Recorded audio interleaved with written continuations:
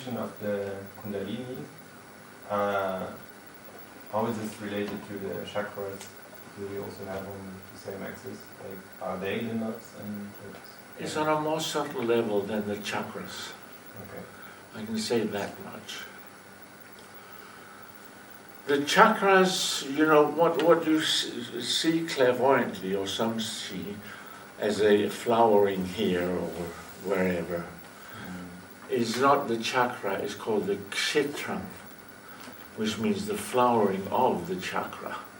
The chakra itself exists as a minute thing within the sushumna, in the brahmanadi actually.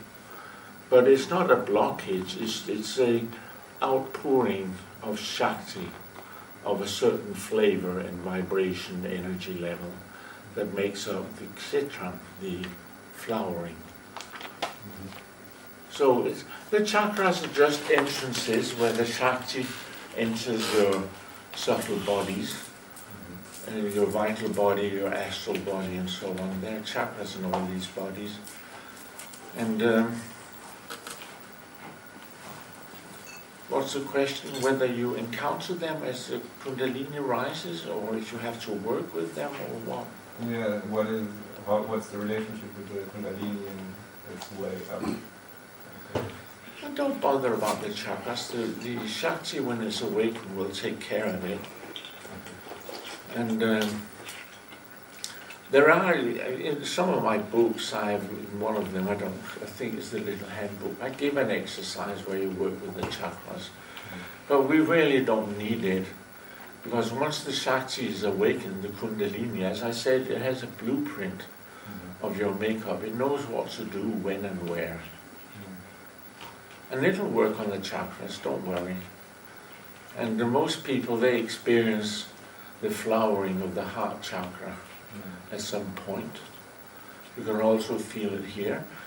Actually, in the throat, a lot of sorrow and misery clogs up the throat chakra, so you can get a contracted feeling there and a lot of sadness welling up when that gets purified.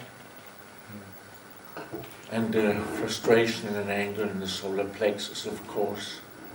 You know, but there's no point in going into those, because just do the technique.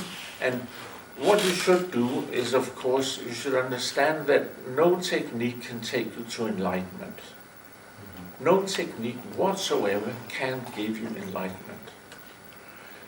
So, because every technique is in the relative. So you have to get off the technique at the right point and surrender.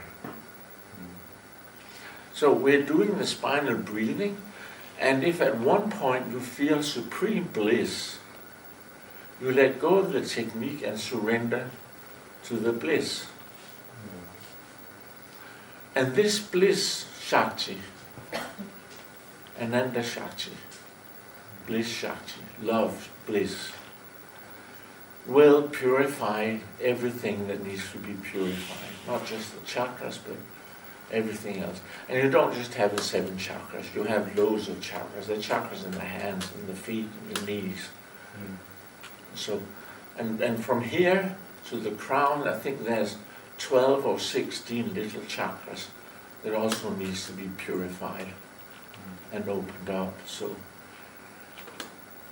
it's not worth bothering about it, and you can only interfere with the process. It's this reaching the point where you can surrender and let the Shakti take over, which is important. Trust. So at some point we can let go of like the technique and the mantra and to recitate. Yes. Interfering, just let it. Just merge.